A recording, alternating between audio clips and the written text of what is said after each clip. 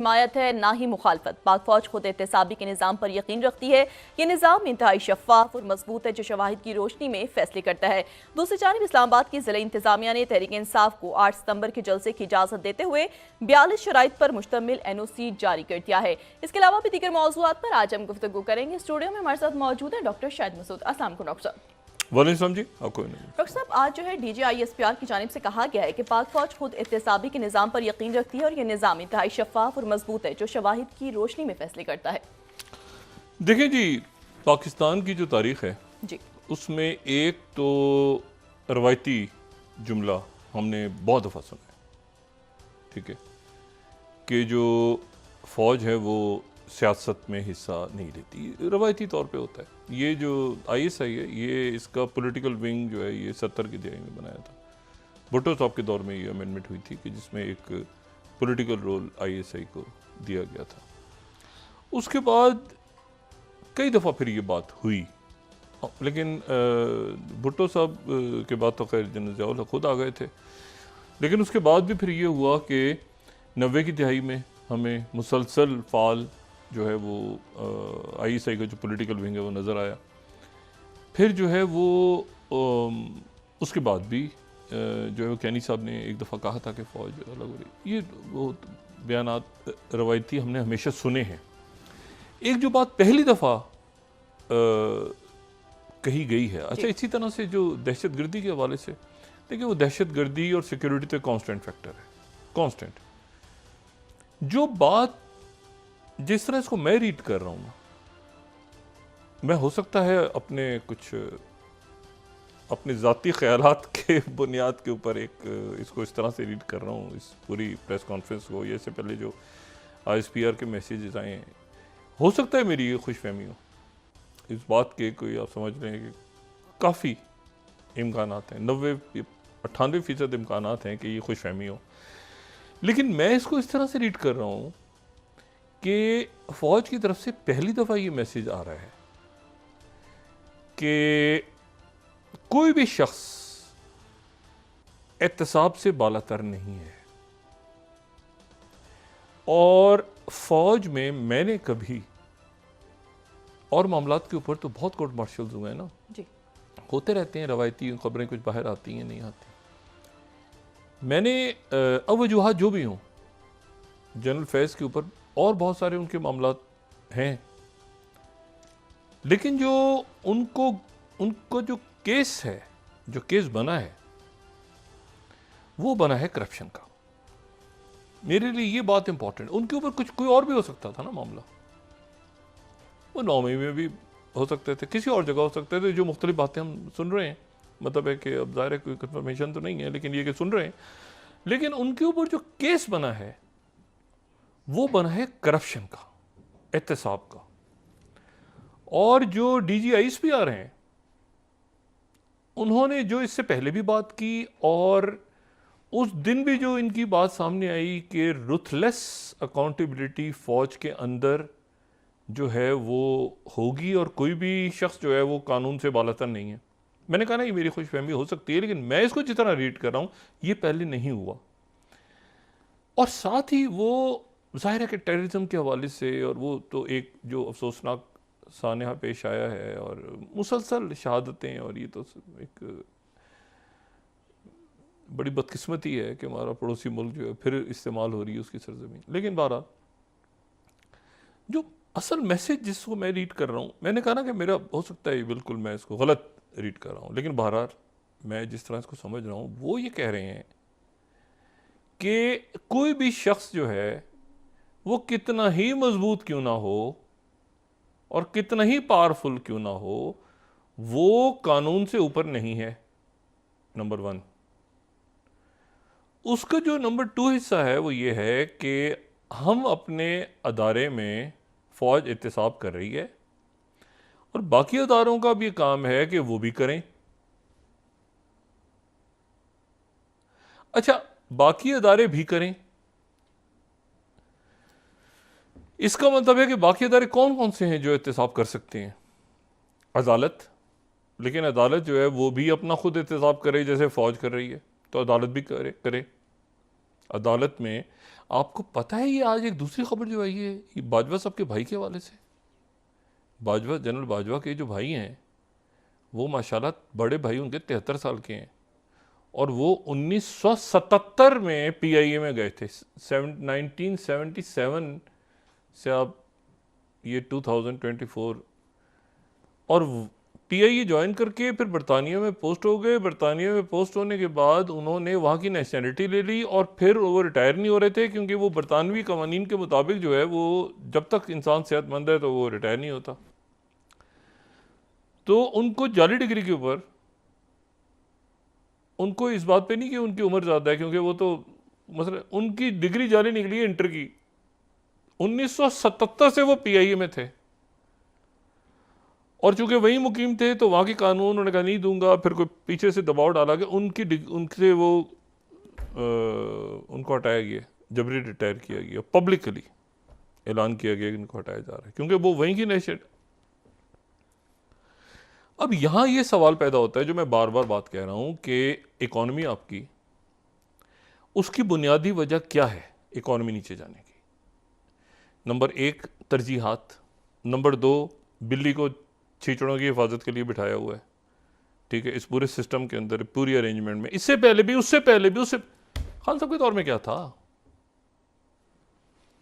ये जो कई इधर से उधर लोग हो गए, देखिए मैं चंद को तो ज़ाती तौर पे जानता हूँ, जैसे उमर चीमा, मुझे नहीं पता कि क्या उनके ऊपर केस किस नौइयत का है और क्या, लेकिन वो तो करीब ही नहीं थे।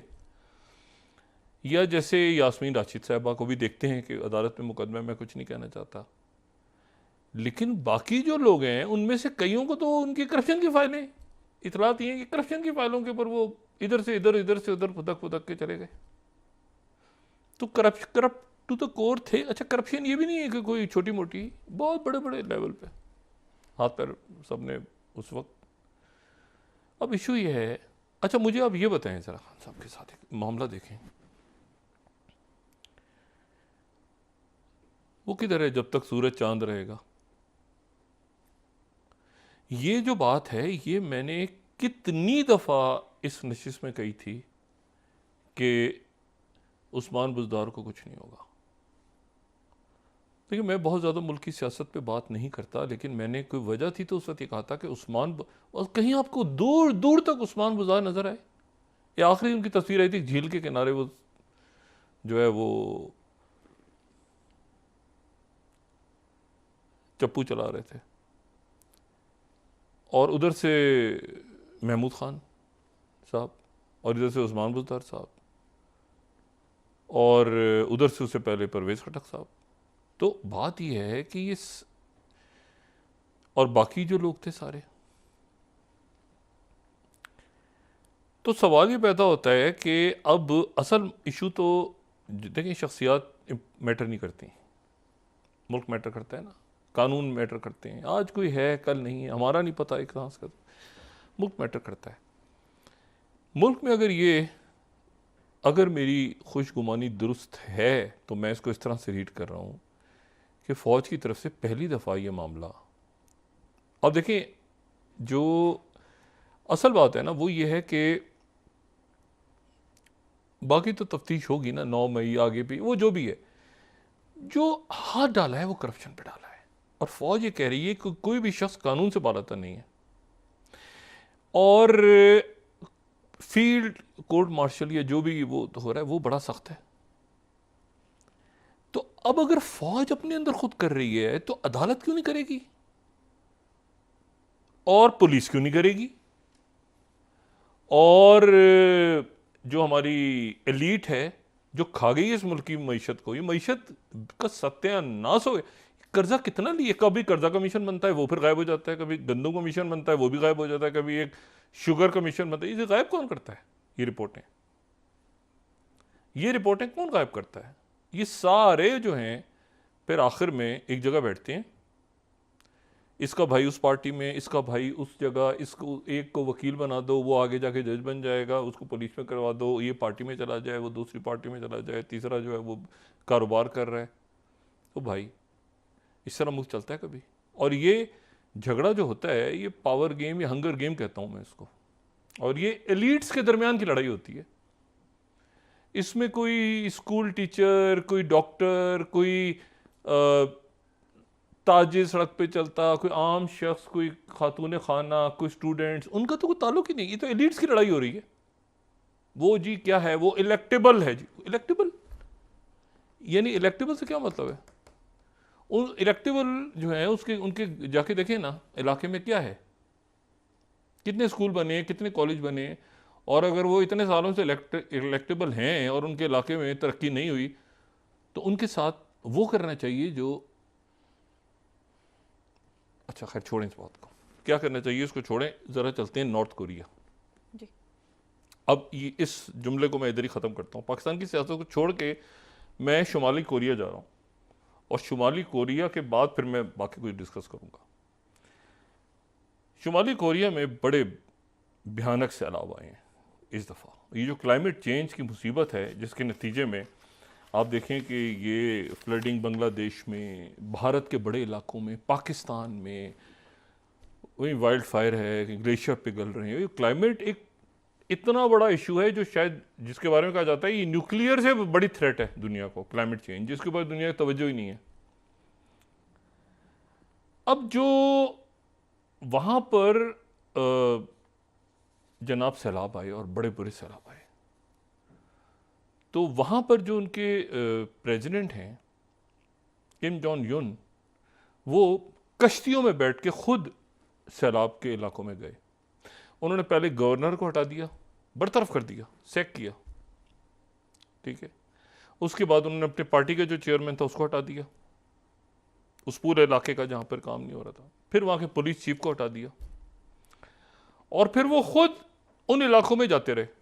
देखिए, आप छोड़ दें वहाँ अमरीयत है, वहाँ जमहूरियत है, वहाँ छोड़ दें क्या है नॉर्थ कोरिया का, जो भी सिस्टम है उनका, वो जाने, उनके लोग जाने। अब जनाब पता चला कि सैलाब के अंदर लोग, अफसरान जो हैं, उन्होंने सही तरह से पहले काम नहीं किया वो तो, जिसके नतीजे में तबाही ज़्यादा हुई, काफ़ी जाने गई लोगों की। एक तो कुदरती आफत की वजह से गई, दूसरा गलती की वजह से गई, करप्शन हुई होगी, कोई कोताही हुई हो। अच्छा, करप्शन में सिर्फ माली करप्शन नहीं है, अगर आपने गलत आदमी को गलत जगह बिठाया हुआ है वो भी करप्शन है। अगर आपने एक 2 नंबर आदमी को एक सही जगह पे आपने अच्छी जगह बिठा दिया, तो वही इकोनॉमी आपकी वही हिटमैन वाली थ्योरी है ना, कि हम उन लोगों को बिठा देंगे वहां जाके। और वो क्या कहता है, वो तो नहीं कहता है कि हमला कर देंगे हम, नहीं, वो कहता है कि हम बदउनवान लोगों को वहां बिठा देंगे, और के नतीजे में मुल्क तबाह हो जाएगा। अब जनाब शुमाली कोरिया में क्या हुआ है, ये मैं कोट कर रहा हूं 14th slide, New York Post. Kim Jong Un ने 30 अफसरान की गर्दन उड़ा दी, जो इन तबाही और बर्बादी के जिम्मेदार थे, ठीक है। ये गार्डियन इसको कोट कर रहा है इस तरह से, 15वीं स्लाइड, नॉर्थ कोरिया में have executed officers of flood response. 15th slide, लोगों की जाने गई हैं ना, लोग मर गए हैं भाई, आप कत्ल है ये, लोग आपकी कोताही की वजह से, करप्शन की वजह से लोगों की जानें चली गई हैं। ये कत्ल है, ये मतलब करप्शन की है ना आपने, उसमें लोग मर गए हैं। किसी अस्पताल में दवाइयाँ खाई गई हैं, किसी जगह पर लोगों की इमरजेंसी अस्पतालों में काम नहीं करती, कहीं सड़क के गटर के ढकने गायब हो रहे हैं, कहीं बच्चे गिर रहे हैं। तो ये कत्ल है, ये करप्शन नहीं, ये कत्ल कोल्ड ब्लडेड मर्डर है। ये गर्दन उड़ा दी, मार दिया, खत्म। कि वो उसका जो यूं है, ऐसे है, वो तो मैं बड़ा नजरियाती हूँ, फलाना, उन्हें खत्म। तो इसका ताल्लुक पाकिस्तान के हालात से नहीं है, लेकिन बस मैंने कहा ये ज़रा मैं आपको बताऊं कि दुनिया में इस तरह भी होता है करप्शन पे, कि करप्शन जो जिसके नतीजे में जाने चली जाए लोगों की, उनको जो है वो 302 कटता है उन पे। अच्छा, एक तो बात ये हो गई। दूसरी जो बात है वो ये है कि बड़े तारीखी दिन हैं अगले बहुत। एक तो मेरी बहुत, सबकी दुनिया में दुआ है, पाकिस्तान भी उसी ब्लॉक का हिस्सा है, और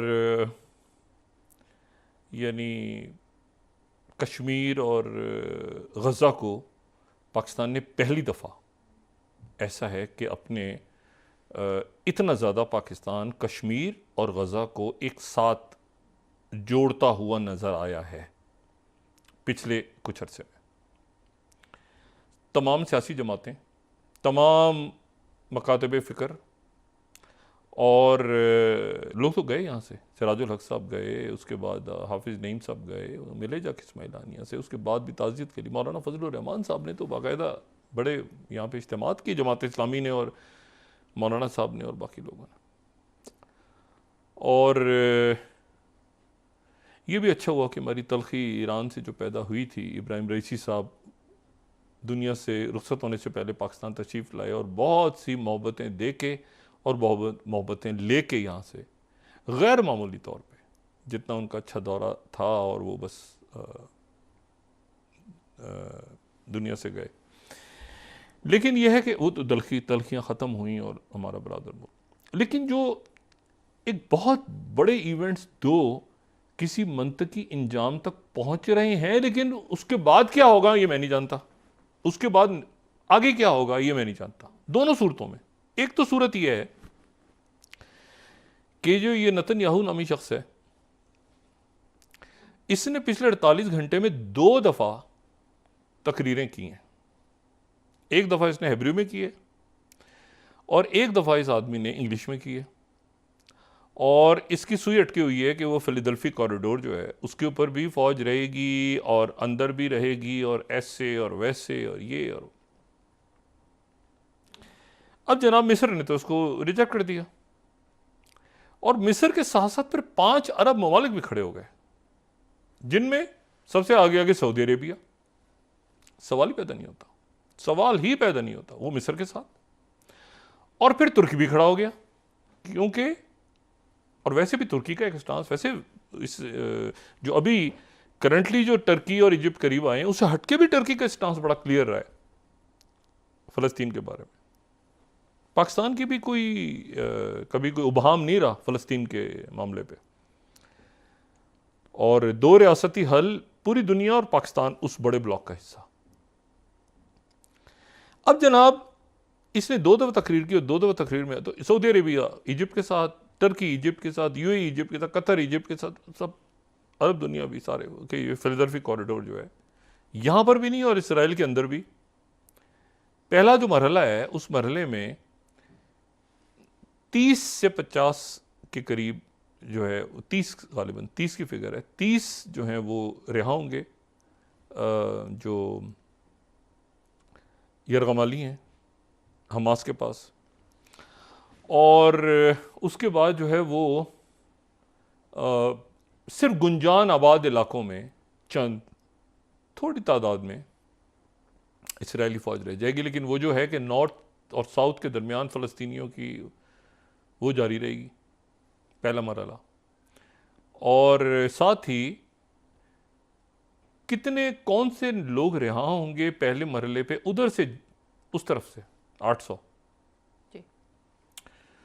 उनके नाम, और फिर ये कि उसमें से कितने लोग गज़ा में रहेंगे, कितने लोग जो हैं वो उनको मुल्क से बाहर भेज दिया जाएगा, जला वतन कर दिया जाएगा, ये इश्यूज़ हैं। 18 पैराग्राफ्स उस मुआहदे के हैं जो प्रेसिडेंट बाइडेन ने पेश किया था दुनिया के सामने और जिसको सिक्योरिटी काउंसिल।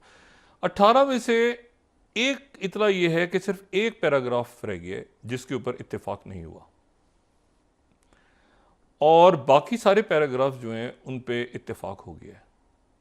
इसराइल जो है उसके बारे में मैं उसका नेतन्याहू का भी बताता हूँ नुक्ता नज़र। और उसके बिल्कुल फाइनल अब मामला तय हो रहे हैं कि जैक सलिवन चाइना से ये बात करके आए हैं, ठीक है। और इंटरनेशनल लेवल पे जो बात होती है तो फिर कोई नेतन्याहू तो ये कोई अच्छा। अब जो है वो जर्मन जो फॉरेन मिनिस्टर हैं बड़ा ज़बरदस्त यूरोप का रोल रहा है, ईयू का रोल बहुत ज़बरदस्त, अफ्रीका, ईयू, पूरी दुनिया का रोल बहुत ज़बरदस्त रहा है। कई मैंने कहा ना, मतलब जो वेस्ट है उसने, उनके लोगों ने, अवाम ने गज़ा के साथ खड़े होने में कसर कोई नहीं छोड़ी, ठीक है। कैंपस, सड़कें, जो कुछ होता रहा है, डॉक्टर्स उनके NGOs उनके, क्या WHO, क्या यूनाइटेड नेशन, पूरी दुनिया खड़ी हुई है। अब जनाब वहाँ पर एक तो बड़ी खबर यह आई कि जो हॉस्टेजेस हैं, हॉस्टेजेस के जो यरगमाली हैं हमास के पास, उनके अहले खाना ने बाइडन से ये कहा कि आप नेतन्याहू को पे 3 हरूफ भेजें और इसराइल को भी एक तरफ फेंकें और आप हमास से बरह रास्त बात करें। इस पूरे मुआहदे में आपको हमास को लाने की, सॉरी, इसराइल को लाने की जरूरत ही नहीं, हमास से बरह रास्त बात करें और इजिप्ट से करें, कतर से करें, आप हैं, बाकी दुनिया खड़ी है, आपको इसराइल से बात करने की जरूरत क्या है? एनबीसी कोट कर रहा हूं, 5th स्लाइड। आपको इसराइल से बात करने की जरूरत क्या है भाई? नेतन्याहू के चक्कर में आपने जो है वो आधी दुनिया, 5th स्लाइड एनबीसी न्यूज, आपने जो है कत्लेआम जारी रखा हुआ है, अब इसराइल को साइड पे फेंकें। Hostages families, deal with Hamas that doesn't include Israel, deal करें उनके साथ, मामला हल करें। अच्छा, और उसके बाद जो है वो दूसरी जो खबर है वो अभी इसी को, वो अलग बात हुई है इसराइल का media. 9th, US reportedly considering direct hostage deal with Hamas. 9th slide. America सोच रहा है कि अब जरा साइड पे फेंक ही दें, इसराइल को फेंक ही दें और बाकी सारे फरीक, तो उनके अंदर से सिक्योरिटी एस्टेब्लिशमेंट भी तो साथ है भाई, मोसाद, आर्मी के लोग, सारे वो एस्टेब्लिशमेंट साथ है। ये नेतन्याहू का मसला है सर्वाइवल का, जो कल थॉमस फ्रीडमैन ने लिखा है।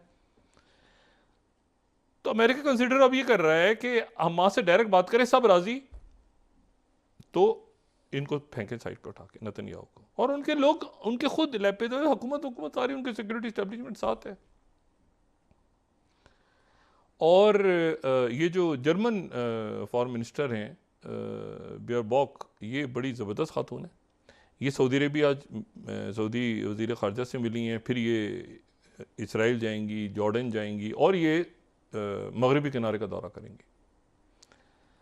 तो ये इनका 11वां दौरा है जब से गज़ा की जंग शुरू हुई है। 11th यानी यूरोप का इतना है कि सीज फायर, पीस, यूरोप, सारे दुनिया पूरी। अब जनाब सूरत हाल ये है कि नेतन्याहू माने या नेतन्याहू ना माने, दोनों सूरतों में ये उनकी तरफ से जो है ये राइटर्स, 1st स्लाइड, तेज हो गए हैं अमेरिकन्स, तेज 1st स्लाइड, कि जल्द से जल्द वो एक सीज फायर प्रपोजल पेश कर दें। और उसमें वो ये भी सोच रहे हैं बकौल इजरायली मीडिया के कि हाँ, इसराइल से बात करने की जरूरत ही नहीं है, इसराइल से बात करने की जरूरत ही नहीं है, उनकी फौज से बात होगी, फौज हट जाएगी पीछे, या जो भी होगा फौज डायरेक्ट बात करेगा, बाइडेन इंतजामिया डायरेक्ट बात करेगी। और उसमें जो है वो, बल्कि उनकी तरफ से ये जो 2 तकरीरें हुई हैं आज उनके मीडिया की तरफ से, ये CNN, ये ब्रेकिंग है CNN की 2nd slide, US officials lays out new details on Gaza ceasefire talks, says के Netanyahu comments on Philadelphi corridor not constructive. ठीक है, और वॉशिंगटन पोस्ट ये कह रहा है 3rd के Netanyahu conflicting message confuse cease fire talks. Cease fire talks जो हैं अपनी हतमी शक्ल लेने जा रही हैं। अच्छा, एक तो फिलाडेल्फी कॉरिडोर है, उसको बताता हूं भी क्या हुआ है, लेकिन 90% मुआहदा हो गया है। अच्छा, 1 पैराग्राफ है या 3 पैराग्राफ है, मेरी एक खबर ये, एक तो देखें, एक तो फिलाडेल्फी कॉरिडोर, उसको तो आप छोड़ दें, उसको मैं बताता हूँ भी क्या हुआ है। ये जो गज़ा और मिस्र के दरमियान जो गांव था, गज़ा वैसे गज़ा तो पूरा ही गांव था, लेकिन रफ़ा का जो इलाका है जो तकसीम हो गया था बीच में, बड़ी बदकिस्मती है, बहुत एक उस खत्ते की एक बड़ी ट्रेजिडी है और जो बढ़ती जा रही है। लेकिन जो है वो इम्पॉर्टेंट बात यह है कि 90% जो है गज़ा की डील मुकम्मल है।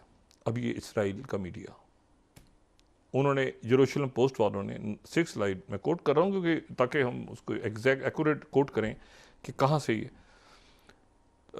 90% यूएस ऑफिशियल्स ने कहा है जेरूशलम पोस्ट से कि डील डन है और होस्टेजेस, प्रिजनर्स जो हैं वो एक स्टिकिंग पॉइंट है कि कौन कहाँ पे रहेगा, किधर रहेगा, ठीक है ना। और ये देखें इसके नीचे क्या लिखा है, अमेरिकन फैमिलीज ने अर्ज किया प्रेसिडेंट बाइडेन को कि डायरेक्ट डील करो हमास से, एक्सक्लूडिंग इसराइल। अब एक खप पड़नी है ना, वहां पड़ गई, क्योंकि देखें ये तो जब आपने कह दिया अमेरिका ने कि तो हो गया ना, फिर उसकी अपनी पोजीशन बड़ी दुनिया में अजीब सी हो रही है ना, कि मतलब है कि अजीब पोजीशन हो गई कि भाई नेतन्याहू नहीं सुन रहा, नेतन्याहू नहीं सुन रहा प्रेसिडेंट बाइडेन की, कैसे नेतन्याहू नहीं सुन रहा। और जैक सुलिवन, अब पहले तो वो उन्होंने कहा कि नहीं आगे रखो आगे रखो, वो हॉकिश हैं, लेकिन अब वो चाइना से होकर आए हैं तो वो बिल्कुल डव बन के वो, और लेकिन जो जिनको क्रेडिट जाता है वो ये कि लॉयड ऑस्टिन शुरू से स्ट्रेटेजिक डिफीट होगी, ये उनका नुक्ता नज़र था। फिर उनका नुक्ता नज़र ये था कि जो आप देखें उन्होंने सिक्योरिटी वगैरह के लिए भेजा, लेकिन बहुत बड़े असॉल्ट्स नहीं किए उन्होंने यमन पे, उन्होंने एक हद तक कंटेन किया इस जंग को। विलियम बर्न्स ने, कमाल की बात देखें, CIA ने और आर्मी ने कंटेन किया जंग को, इसको एक्सलेट होने से रोका है, डी एस्केलेट किया है, ये अजीब सी बात है। और वहाँ पर जो दूसरे न्यू कॉम्स बैठे हैं या हॉक्स बैठे हैं वो उसको, ठीक है, वो टिपिकल जो बुश के साथ होते थे, अच्छा उसी बरादरी के लोग। तो बहरहाल ये है कि अब ये मामला जो है ये आगे बढ़ रहा है तेजी से। अच्छा अब इधर क्या हुआ, फिलाडेल्फी कॉरिडोर पे बड़ा किस्सा हुआ। अचानक एक साहब वहां पहुंच गए फिलाडेल्फी कॉरिडोर पे, नेतन्याहू बोलता रहे, उन्होंने फिलाडेल्फी कॉरिडोर का दौरा किया और सिक्योरिटी के इंतजाम लिए और जायजा लिया, और उनका नाम है जनरल अहमद खलीफा, और वो हैं, ये 8 स्लाइड कोट कर दें, खबरें सेंसिटिव हैं, मजेदार खबरें, ये जो हैं ये इजिप्शियन आर्मी के चीफ हैं। 8 स्लाइड एहराम, वो पहुंच गए जनाब, और उन्होंने वहां पहुंच के फिलाडेल्फी कॉरिडोर पे गजा के साथ जो बॉर्डर है फिलाडेल्फी कॉरिडोर, उसके सिक्योरिटी अरेंजमेंट्स का जायजा लिया। वहां पहुंच गए, सामने इजरायली फौज खड़ी है उस तरफ, जिनको अभी हटना है पीछे, अबाउट टर्न होना है इनको, और मैं इसको समझने से कासिर हूं, लेकिन इसके बाद क्या सूरत हाल बनेगी। असल बात यह है कि इसके बाद क्या सूरत हाल बनेगी, इसके बाद। और दूसरा ये है, आज उन्होंने कैमला हैरिस की मुस्कुराहट के बारे में प्यूटिन ने एक बात की है कि मुझे उनकी, मैं इसलिए वोट दूंगा, मैं सपोर्ट करूंगा कैमला हैरिस को। प्रेसिडेंट प्यूटिन ने कहा, मैं ट्रंप को नहीं करूंगा, कैमला हैरिस को करूंगा, उनकी मुस्कुराहट की वजह से। अब वक्फा लेने के बाद बात डिस्कस करते हैं। नाज़रीन वापस आते हैं छोटे से ब्रेक के बाद।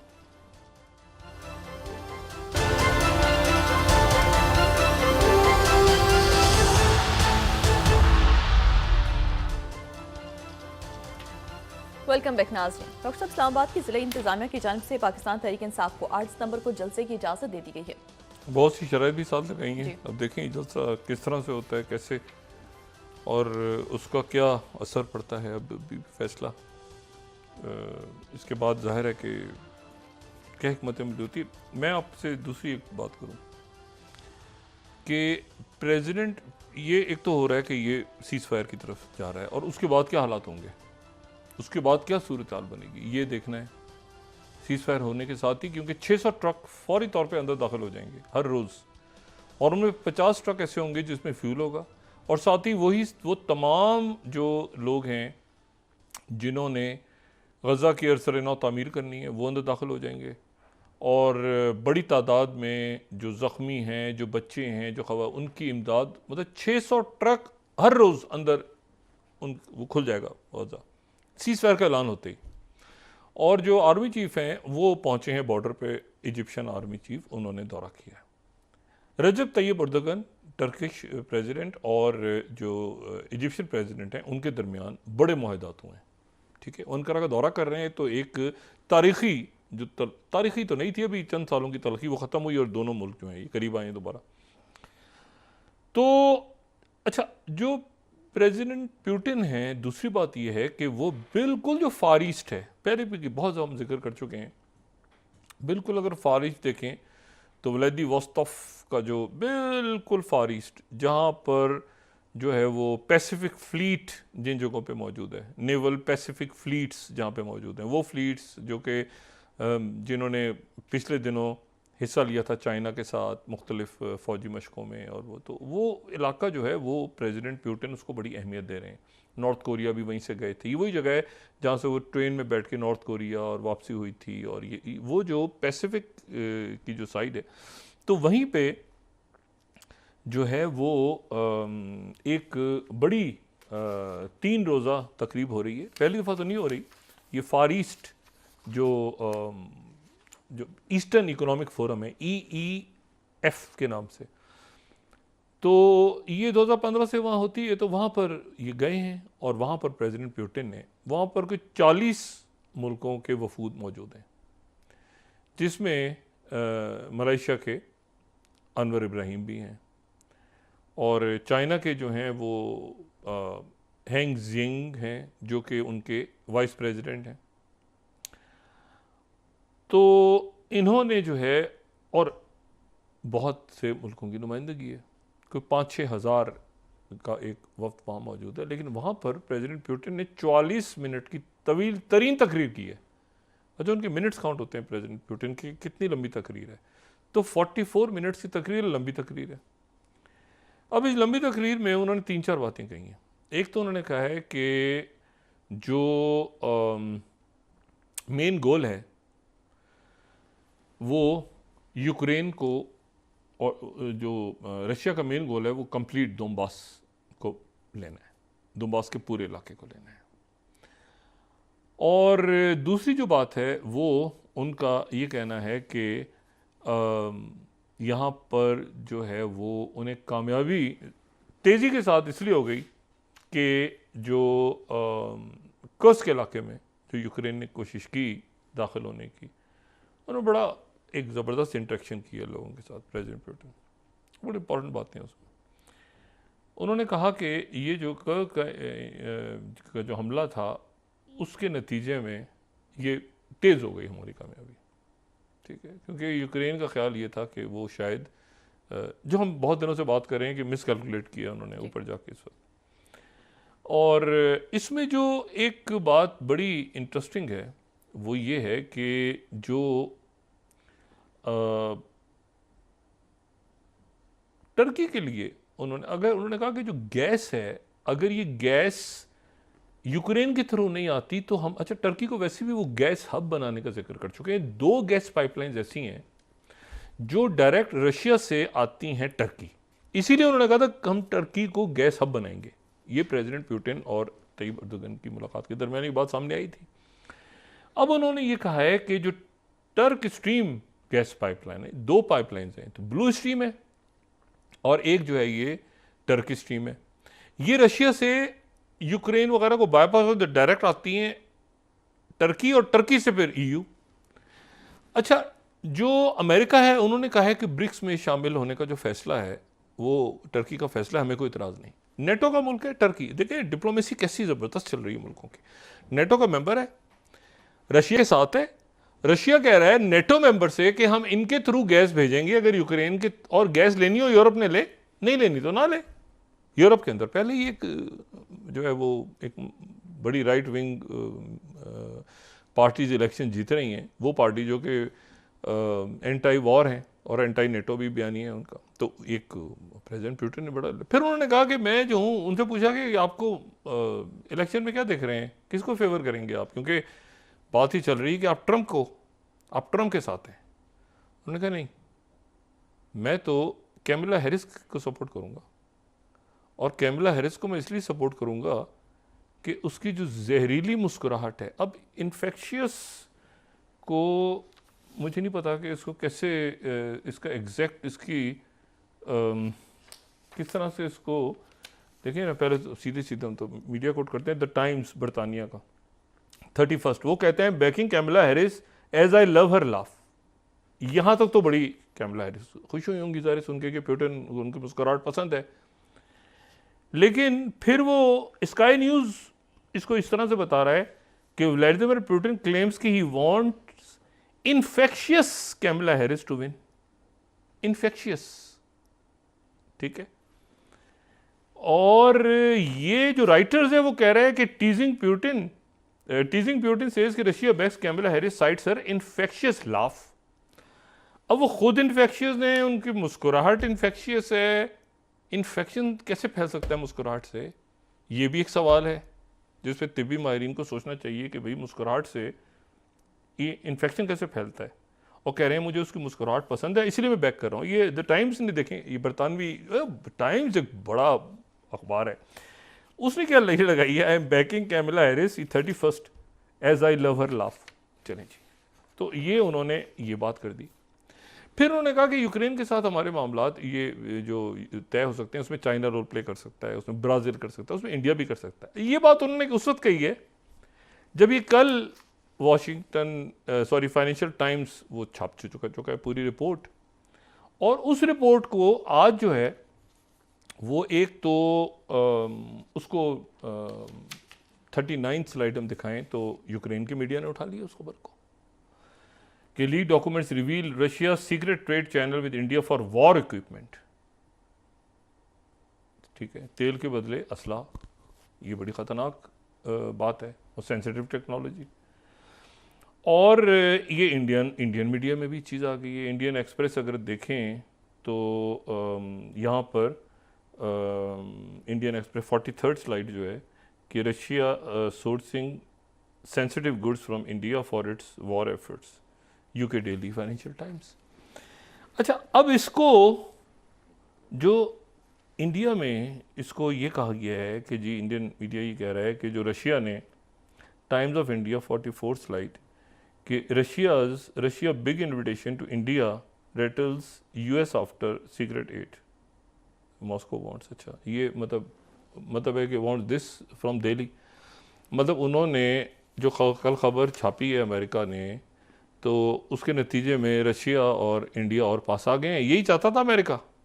ओ भाई ये इतनी गलत, मुझे नहीं पता कि इसके क्या नतीजे निकलेंगे। देखें, अभी दोनों रहनुमाओं ने अमेरिका जाना है, और ये सेंसिटिव टेक्नोलॉजी का जो ट्रांसफ़र हुआ है रशिया को, ये एक बहुत सीरियस चार्जशीट है प्राइम मिनिस्टर मोदी पे। मुझे नहीं पता कि वो राहुल गांधी ने भी जाना है जो उनके ऑपोजिशन लीडर हैं, और प्राइम मिनिस्टर मोदी ने भी जाना है अमेरिका, और ये इस दौरान ये चलता रहेगा कि जी आपने सेंसिटिव टेक्नोलॉजी कैसे दी है उनको। मोहम्मद यूनुस जो हैं, डॉक्टर मोहम्मद यूनुस, उन्होंने इंटरव्यू दिया है, और उन्होंने interview press trust of India को ही दिया है। एक तो इस इशू को रिजॉल्व करें बजाय इसके कि ये कहें कि देखो ये अमेरिका चाहता था ना, हम रूस के और पास चले गए, ये गलत तरफ जा रहा है, ये गलत तरफ चला गया, जो है ना, उधर से सारा पाबंदियाँ लग जाएंगी नेटो मुल्कों की तरफ से। इसकी वजाहत होना बहुत ज़रूरी है, क्योंकि असला वहीं से लेता है इंडिया, अमेरिका से लेता है, फ्रांस से राफेल ले रहा है, बाकी जगहों से ले रहा है। आपको पता है मैक्रोन का बड़ा सख्त स्टांस है इस पे, यूक्रेन की फेवर में वो।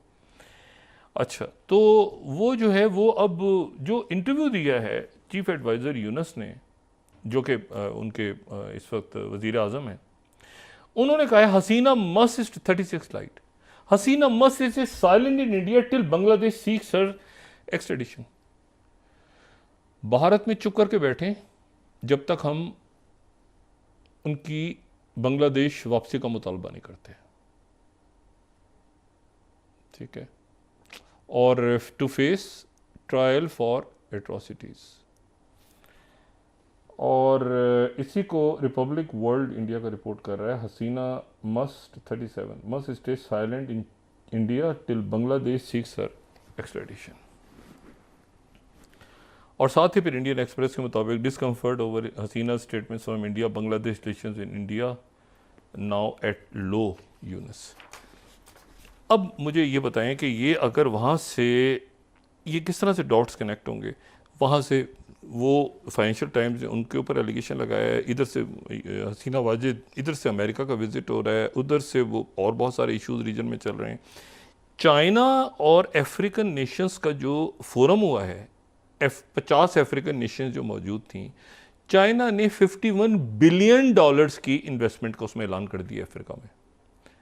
$51 बिलियन मजीद, ये उससे तो बेहतर है जो असले के लिए दिया जा रहा था उसको, ज़ेलेंस्की को, जो जंग हार गया सारा। ठीक है, तो 51 बिलियन की मजीद जो है वो वहाँ पर उन्होंने कहा है कि हम ये देंगे। 35 स्लाइड कोट कर देते हैं एग्जैक्टली। 51 बिलियन और 1 मिलियन जॉब्स।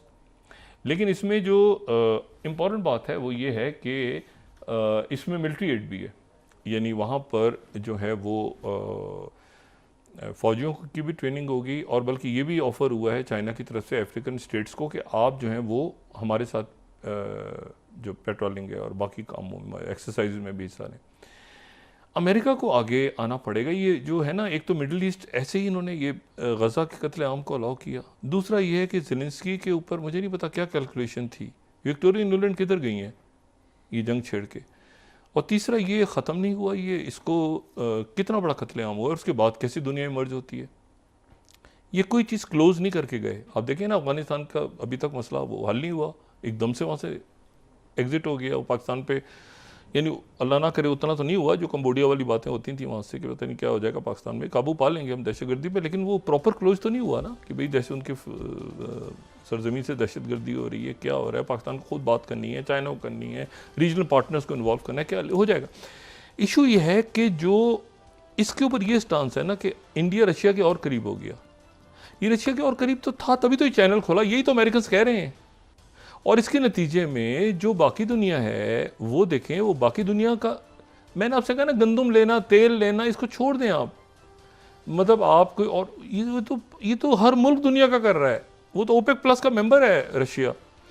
इशू ये है कि सेंसिटिव टेक्नोलॉजीज के ऊपर अगर ये स्टांस उनका उनके जो कुछ मीडिया का सर्कल ये कर रहे हैं कि देखो जी और हम रशिया के करीब आ गए, तो ये तो पाबंदियां लगेंगी।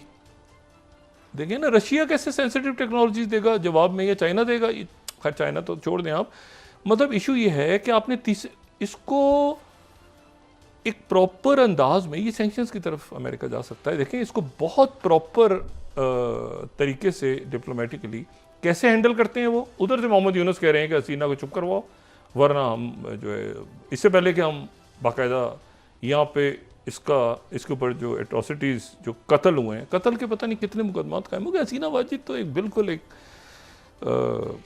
बांग्लादेश के लिए नेक ख्वाहिशात हैं, उनके लोगों के साथ जो किए हसीना वाजिद ने, तो वो ये है कि पब्लिक ट्रायल के लिए वो कह रहे हैं कि इससे पहले हम मांगे, जब तक आपके यहाँ चुप करके बैठे, क्योंकि उसकी वजह से हमारे मुल्क के मामला वो ख़राब कर रही है। तो ये उधर से डॉक्टर यूनुस का स्टेटमेंट। ये सारी शख्सियात अब यूनाइटेड नेशंस के इजलास में अमेरिका में होंगी, वहाँ ये सवाल होंगे, और उससे पहले मुमकिन है एक आध कोई और चीज़ मीडिया में लीक हो, क्योंकि इसके ऊपर उनके मीडिया ने कोट तो कर दिया है, यूक्रेन का मीडिया भी कह रहा है, लेकिन एक रिस्पांस आना चाहिए मेरे ख्याल से डिप्लोमेटिक लेवल पे। यहाँ से नहीं होगा तो अमेरिका से बात होगी। कोई मामलात गड़बड़ हैं इस वक्त। मैंने कहा ना कि अमेरिका या कोई जो है इसको जाके राहुल गांधी कहेंगे कि भाई मैं तो नहीं था, मोदी ने किया है, या तो देखिए ना, या तो क्योंकि इंडिया तो पार्टनर है अमेरिका का, ये मोदी सरकार का क्या बनेगा आगे जाके, ये एक सवालिया निशान आने वाले दिनों में खड़ा हो सकता है कि अमेरिका क्या कैसे देख रहा है इंडिया अमेरिका